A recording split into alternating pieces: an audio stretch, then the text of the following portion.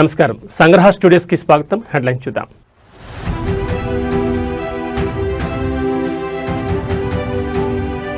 నేడు మంత్రులతో సీఎం రేవంత్ కీలక సమావేశం. పంచాయతీ ఫలితాలపై నియోజకవర్గాల వారీగా సమీక్ష.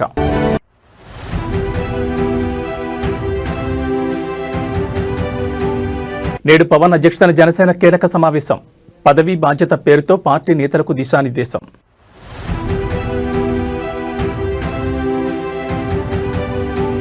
ఫోన్ ట్యాపింగ్ కేసులో కీలక పరిణామం. మాజీ సీఎస్, మాజీ ఇంటెలిజెన్స్ చీఫ్లకు సిట్ నోటీసులు.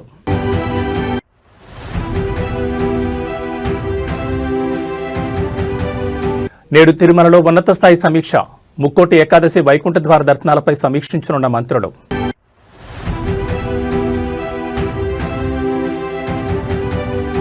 ఎయిర్ ఇండియా విమానంలో సాంకేతిక సమస్య. టేకాఫ్ అయిన కొద్దిసేపటికే ఢిల్లీలో ల్యాండ్. ఇక డీటెయిల్స్ చూస్తే సీఎం రేవంత్ రెడ్డి మంత్రులతో ఇవాళ సమావేశం నిర్వహించనున్నారు. ఇంటిగ్రేటెడ్ పోలీస్ కమాండ్ కంట్రోల్ సెంటర్లో ఈ కీలక భేటీ జరగనుంది.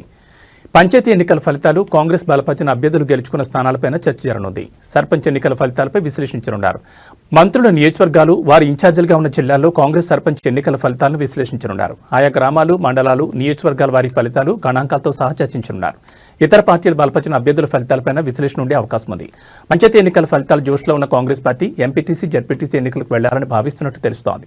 సొసైటీ ఎన్నికలను సైతం నిర్వహించాలని భావించడంతో తాజాగా సొసైటీల ప్రస్తుత పాలక వర్గాలను రద్దు చేసి జిల్లాల కలెక్టర్లను ప్రత్యేక అధికారులుగా నియమించారు. ఈ భేటీ ఎజెండాలో ఇటీవల ప్రభుత్వం ప్రతిష్టాత్మకంగా నిర్వహించిన గ్లోబల్ సమిట్ అంశం సైతం ఉండనుందని తెలుస్తోంది. ఐఏఎస్, ఐపీఎస్ అధికారుల బదిలీలకు ప్రభుత్వం మళ్లీ రంగం సిద్ధం చేసిందని భావిస్తున్న తరుణంలో పనితీరు బదిలీలుంటాయని, దీనిపై నిర్ణయం తీసుకుంటారని తెలుస్తోంది.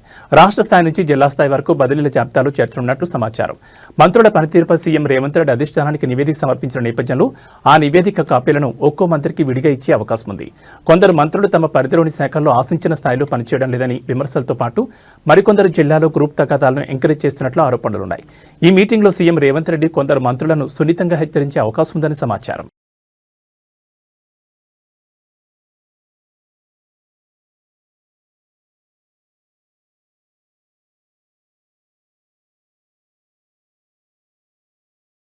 AP deputy CM, Janasena party chief Pawan Kalyan అధ్యక్షతన ఇవాళ మంగళగిరిలోని పార్టీ కార్యాలయంలో పదవీ బాధ్యత పేరుతో ప్రత్యేక కార్యక్రమం నిర్వహించనున్నారు.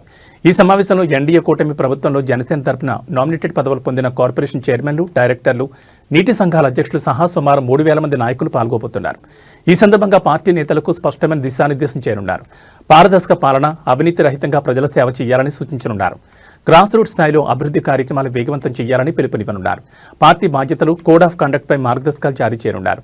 ఈ కార్యక్రమం జనసేన పార్టీలో రాజకీయ జవాబుదారీతనాన్ని పెంపొందించడం, ప్రజల ఆకాంక్షలకు అనుగుణంగా పనిచేయడం లక్ష్యంగా జరుగుతోంది.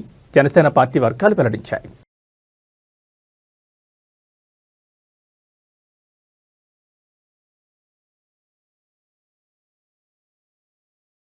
తెలంగాణ రాష్ట్ర వ్యాప్తంగా సంచలనంగా మారిన ఫోన్ ట్యాపింగ్ కేసులో కీలక పరిణామం చోటు చేసుకుంది. విచారణను వేగవంతం చేసిన సిట్ అధికారులు మరో కీలక నిర్ణయం తీసుకున్నారు. తెలంగాణ మాజీ సీఎస్ సోమేష్ కుమార్, మాజీ ఇంటెలిజెన్స్ చీఫ్ నవీన్ చంద్కు సిట్ అధికారులు నోటీసులు జారీ చేశారు. జూబ్లీహిల్స్లోని సిట్ కార్యాలయానికి విచారణకు రావాలని వారికి ఇచ్చిన నోటీసులు అధికారులు ఆదేశించారు. మరి సిట్ నోటీసులకు మాజీ సీఎస్, మాజీ ఇంటెలిజెన్స్ చీఫ్లు ఏ విధంగా స్పందిస్తారో తెలియాలంటే వేచి చూడాల్సింది. తెలంగాణలో పెను సంచలనం సృష్టించిన ఫోన్ ట్యాపింగ్ కేసు విచారణ ప్రస్తుతం అత్యంత కీలక దశకు చేరుకుంది. గత ప్రభుత్వ హయాంలో దాదాపు 600 మందికి పైగా రాజకీయ నాయకులు, న్యాయమూర్తులు మరియు వ్యాపారవేత్తల ఫోన్లను అక్రమంగా ట్యాప్ చేశారనే ఆరోపణతో ఈ కేసు ప్రారంభమైంది. ఈ కేసులో ప్రధాన నిందితుడిగా ఉన్న మాజీ intelligence chief T Prabhakar Rao సుదీర్ఘకాలం అమెరికాలో ఉండి సుప్రీంకోర్టు ఆదేశాల మేరకు డిసెంబర్ 2025లో భారత్కు తిరిగి వచ్చి పోలీసుల ముందు లొంగిపోయారు. ప్రస్తుతం ఆయనను Hyderabad police commissioner VC Sajjanar నేతృత్వంలోని 9 మంది సభ్యుల ప్రత్యేక విచారణ బృందం సుదీర్ఘంగా విచారిస్తోంది.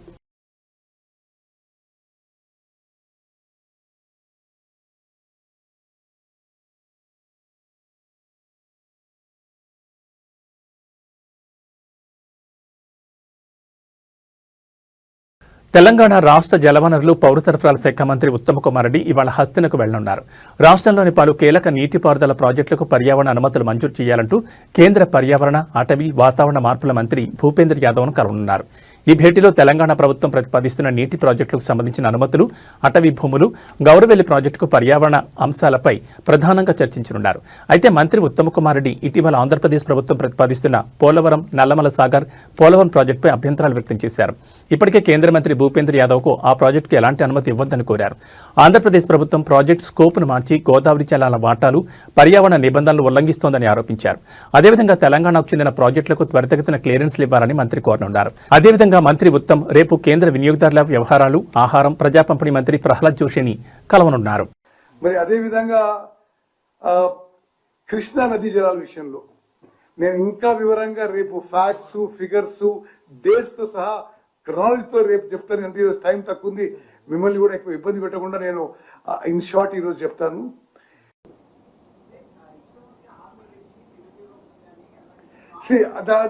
దాని విషయం వద్దు, ఆ విషయం వద్దు, ఓన్లీ ఇరిగేషన్.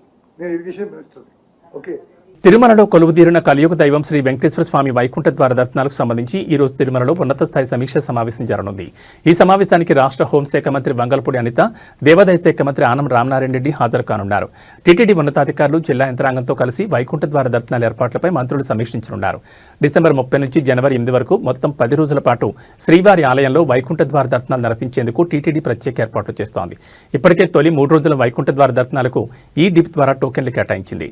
సామాన్య భక్తులకు పెద్దపీట వేస్తూ మొత్తం 164 గంటల పాటు వైకుంఠ ద్వార దర్శనాలు కల్పించాలని టీటీడీ నిర్ణయించింది. మిగిలిన 7 రోజుల పాటు ఎలాంటి టోకెన్లు లేకుండానే భక్తులకు వైకుంఠ ద్వార దర్శనాలు కల్పించేందుకు టీటీడీ ఏర్పాట్లు చేస్తోంది. ఈ నేపథ్యంలో తిరుమలకు భారీగా తరలివచ్చే భక్తులకు వసతి, అన్నప్రసాద వితరణ, త్రాగునీరు, పారిశుద్ధ్యం వంటి సదుపాయాలపై ప్రత్యేక దృష్టి సారించింది. గత ఏడాది ముక్కోటి ఏకాదశి సందర్భంగా టోకెన్ల కోసం ఏర్పడిన తొక్కిసలాట్లో పలువురు భక్తులు ప్రాణాలు కోల్పోయిన ఘటనను దృష్టిలో ఉంచుకుని ఈసారి ఎలాంటి అవాంఛనీయ ఘటనలు జరగకుండా ప్రభుత్వం, టీటీడీ పకడ్బందీ చర్యలు చేపడుతున్నాయి. భక్తులకు ఎలాంటి అసౌకర్యం కలగకుండా భద్రతా ఏర్పాట్లపై కూడా సమీక్షలో కీలక నిర్ణయాలు తీసుకునే అవకాశం ఉంది.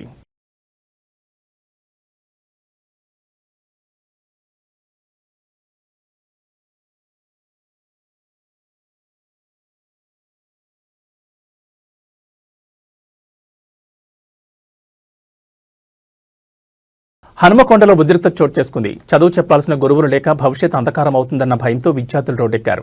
హనుమకొండలోని పెద్దమ్మగొండ వద్ద Telangana tribal welfare junior college విద్యార్థులు భారీ ఆందోళన దిగారు. ఏడాది కాలంగా క్లాసులు జరగడం లేదని, లెక్చరర్లు లేక తాము తీవ్రంగా నష్టపోతున్నామని విద్యార్థులు ఆవేదన వ్యక్తం చేస్తున్నారు. పెద్దమ్మగడ్డ వద్ద రోడ్డుపై బైఠాయించి నిరసన తెలపడంతో వాహనాలు రాకపోకలు పూర్తిగా నిలిచిపోయాయి. అధికారులు స్పందించి ఫ్యాకల్టీని నియమించే వరకు కదిలే తెలియదని విద్యార్థులు భీష్మించి కూర్చున్నారు.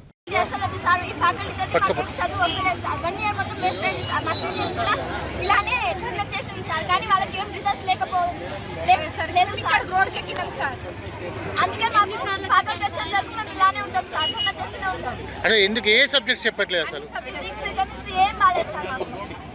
మా తల్లిదండ్రులు మా మీద హోప్స్ ఎన్నో పెట్టుకున్నారు సార్, మేము డాక్టర్ అవుతాం, ఐఐటీ తెచ్చుకుంటామని. వాళ్ళ హోప్స్ అన్ని సర్వనాశనం అయ్యేటట్టుంది సార్. మేము ఇక్కడ ఉంటే మాకు ఫ్యాకల్టీ కావాలి. అది ఎన్ని రోజుల నుండి ఇష్యూ నడుస్తుంది? స్టార్టింగ్ నుంచి చెప్తూనే ఉన్నాం సార్, కానీ ఇప్పటి వరకు రిజల్ట్స్ రాలేదు సార్.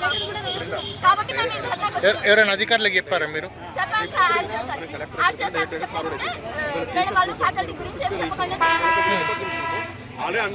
చిన్న ఫామ్ అడిగితే కూడా చెప్పారు సార్. మాకు మ్యాథ్స్ ఏం కాదు, ఫిజిక్స్, కెమిస్ట్రీ ఏం రాస్తారు, ఇంక్లూడింగ్ లాంగ్వేజెస్ కూడా మాకు ఏం రాస్తారు. అసలు ఎన్ని రోజుల నుండి ప్రాబ్లం ఉంటుంది? 1 ఇయర్ నుంచి సార్, 1 ఇయర్ నుంచి చెప్తూనే ఉన్నాం ప్రిన్సిపల్ కి, అయినా చెప్పలే, అయినా తెలియలే. మొన్న మేము సజెషన్స్ రాసినాం సార్, ఆ సజెషన్స్ మేడంకి ఈ రోజు వరకు పేపర్లే విప్పలేదు సార్. మీ పేరు? మీ పేరు? అక్షిత. వీకెండ్ అనగా ఈ రోజే అన్ని చెప్పేస్తున్నాం. మాకు మొత్తం దిశ పీవైకి ఉన్నాయి, ఆ దిశ పీవైకి ఆన్సర్స్ మొత్తం బట్టి పట్టేస్తున్నాం. అందులో రేపు వచ్చే వీకెండ్ లో మొత్తం అవే పెట్టేస్తున్నాం సార్. ఆన్సర్స్ మాకు ఓన్గా చేయడం టాలెంట్ లేదు సార్. ఒక్క ఫామ్ అడిగితే ఒక్కరు కూడా రావు. పోయినసారి ఫ్యాకల్టీ చేంజ్ అయినప్పటి నుంచి 5 ఐఐటి సీట్స్ వచ్చినాయి సార్. ఐఐటి అయితే అంటే మాకు చిన్న ఫామ్ అడిగితే కూడా రాదు సార్. మీరు మేడం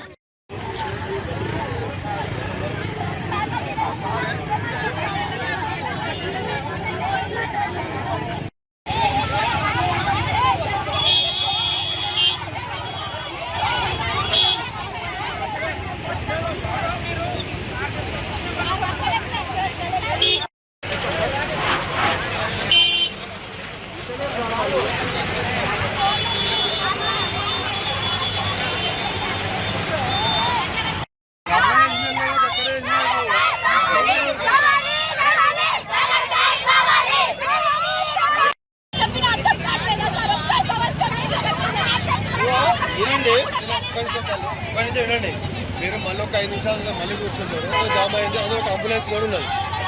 దయచేసి ఒక 10 నిమిషాలు అడుగుండాలి. మళ్ళీ వచ్చి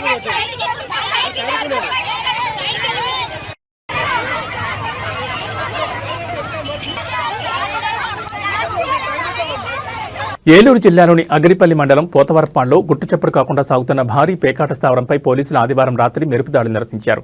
mango bay cultural and recreation society పేరుతో నిర్వహిస్తున్న ఈ క్లబ్లో జరుగుతున్న అక్రమ కార్యకలాపాలను రట్టు చేస్తూ పోలీసులు భారీ స్థాయిలో రికవరీ చేపట్టారు. ఈ కేసులో విచారణ వేగవంతం కావడంతో నిందితులను ఏలూరు కోర్టులో హాజరుపరచనున్నారు.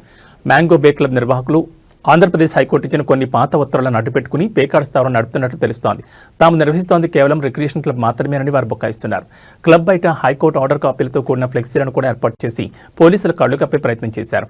అయితే రిక్రియేషన్ పేరుతో ఇక్కడ లక్షల రూపాయల చేతులు మారుతున్నట్లు పక్కా సమాచారం అందడంతో పోలీసులు రంగంలో దిగారు. ఆదివారం జరిగిన సోదాల్లో పోలీసులు విస్తుపోయే నిజాలను వెలుగులోకి తెచ్చారు. సుమారు 32 లక్షల నగదును స్వాధీనం చేసుకున్నారు. క్లబ్లో పేకాట ఆడుతున్న 281 మందిని పోలీసులు అదుపులోకి తీసుకున్నారు. నిందితులకు చెందిన 130 కార్లు, 40కి పైగా బైకులను పోలీసులు సీజ్ చేశారు. ఈ క్లబ్ను కాట్రగడ్డ అశోక్, చేవూరు లక్ష్మణ్, అప్పారావు నడిపిస్తున్నట్లు పోలీసులు గుర్తించారు. మొత్తం క్లబ్ను 5 జోన్లుగా విభజించి దందా కొనసాగిస్తున్నట్లు అనుమానిస్తున్నారు. రోజుకు దాదాపు 20 లక్షల వరకు కలెక్షన్లు వస్తున్నట్లు పోలీసులు తమ విచారణలో గుర్తించారు. 10,000, 20,000, 30,000 రూపాయల ఎంట్రీ ఫీజులతో ఫుల్ గేమ్స్ నిర్వహించేవారని పోలీసులు చెబుతున్నారు. తెలంగాణ నుంచి కూడా భారీ సంఖ్యలో పేకాట ఆడేవారు కార్లు ఇక్కడికి వస్తున్నట్లు సమాచారం. పేకాటలో డబ్బులు పోగొట్టుకున్న వారికి నిర్వాహకులు అక్కడికక్కడ అప్పులు కూడా ఇస్తున్నట్లు పోలీసుల విచారణలో వెల్లడైంది. గత 3 నెలలుగా ఈ క్లబ్ ఎటువంటి ఆటంకాలు లేకుండా సాగుతోంది. ప్రధాన నిందితులు కాట్రగడ్డ అశోక్, లక్ష్మణ్, అప్పారావులపై కేసులు నమోదు చేసిన పోలీసులు నేడు వారిని కోర్టులో ప్రవేశపెడుతున్నారు.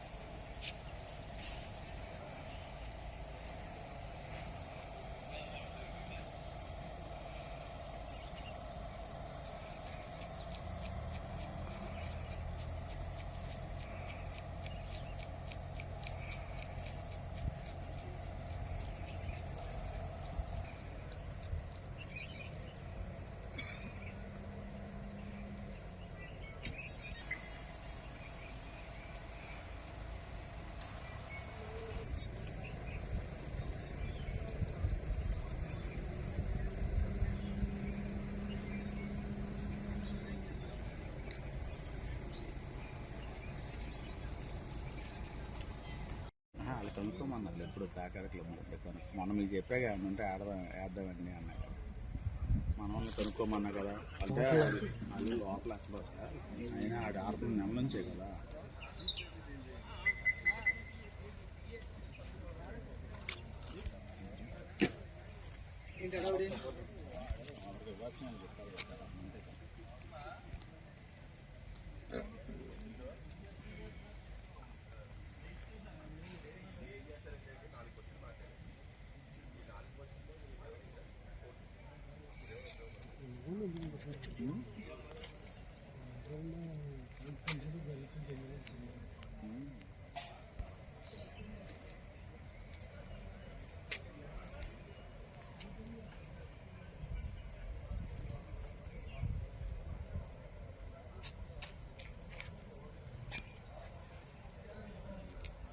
మనోడే ఫుల్ వేసుకోవడం మాట్లాడండి. దొరికితే వరద్దు